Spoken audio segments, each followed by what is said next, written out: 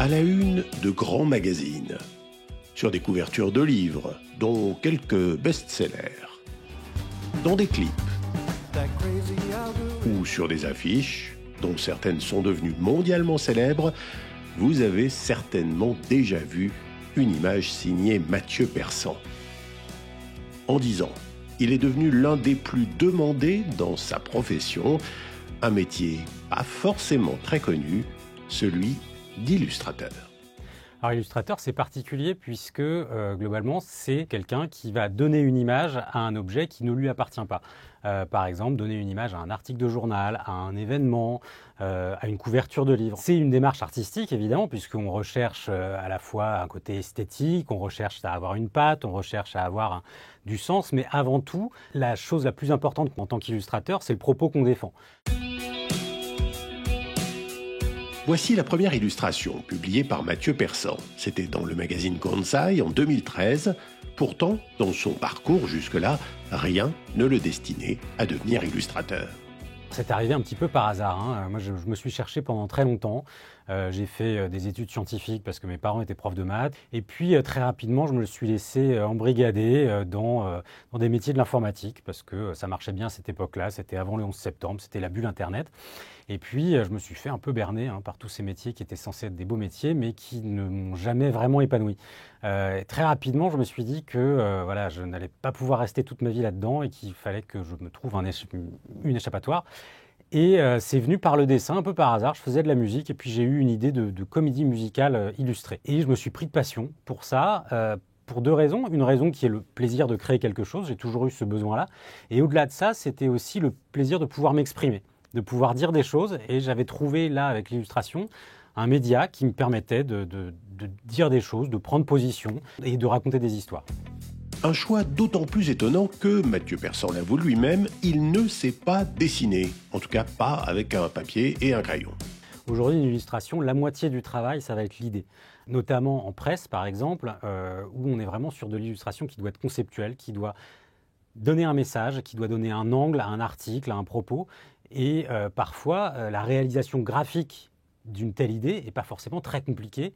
Et aujourd'hui, heureusement, on a accès à plein d'outils qui permettent de dessiner sans vraiment savoir dessiner au sens strict du terme, à savoir avec un crayon, des pinceaux. Je fais le parallèle avec la musique. Quand le sampler est arrivé, est-ce qu'on disait que les gens qui ont inventé des mouvements entiers de musique, que ce soit la techno, le trip-hop ou des trucs comme ça, n'étaient pas des musiciens? Si, ils étaient des musiciens. Effectivement, ils ne savaient pas jouer du violon, ils ne savaient pas jouer du piano, mais ils n'en restaient pas moins musiciens. Grâce au dessin vectoriel sur son ordinateur, Mathieu Persson superpose les couches graphiques pour affiner son image jusqu'à l'illustration finale. Et le tout dans un style très inspiré des années 1930. Il se trouve que c'est un style qui me touche. Après, je pense qu'il y a quand même un lien avec l'époque. Les années 30, c'est des années d'instabilité.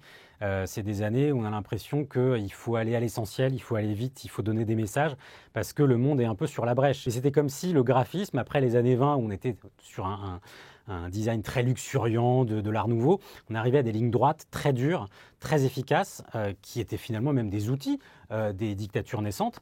Et je trouve qu'aujourd'hui, on retrouve un petit peu cette urgence. C'est vrai que ce style années 30, il permet aussi d'aller à l'essentiel, de dire des choses, et puis dans un style un petit peu militant. Comme je l'ai dit tout à l'heure, c'est un style qui est très efficace, qui malheureusement a été utilisé parfois à mauvais escient, mais il n'en demeure pas moins que ça reste un style qui va servir des messages forts. Et à propos de messages forts, celui de cette affiche créée en mars 2020 par Mathieu Persson en pleine pandémie de Covid a fait le tour du monde. C'était une affiche très particulière puisqu'on était juste avant que le confinement soit déclaré en France. Et une amie médecin m'avait dit en fait ça sent vraiment très mauvais, on va nous aussi être enfermés, mais moi j'avais pas du tout pris la mesure de la chose. Donc j'avais juste fait une petite affiche comme ça que j'avais partagée sur un groupe Facebook et puis je l'avais juste avant d'aller chercher mes enfants posté sur internet. Et puis le truc est devenu viral à une vitesse que j'avais pas du tout vu venir. Il s'est mis à être partagé un peu par des gens très connus et cette affiche elle est devenue un petit peu le symbole de ce moment-là. Je me suis rendu compte qu'une image pouvait générer beaucoup d'agitation, d'animation et elle pouvait même se transcrire dans le monde réel. C'est-à-dire qu'à travers cette image, j'avais fait une opération caritative pour aider les soignants pour leurs conditions de vie. Et on avait réussi à récupérer 80 000 euros. Je me suis dit, à partir d'une simple image, on arrive à faire ça. Donc ça veut dire que l'image a un vrai pouvoir, que si on dit des choses, derrière, dans le monde réel, ça peut faire réagir, il peut se passer des choses. Donc je me suis dit que si j'avais la chance de pouvoir le faire, il ne fallait pas la louper, quoi.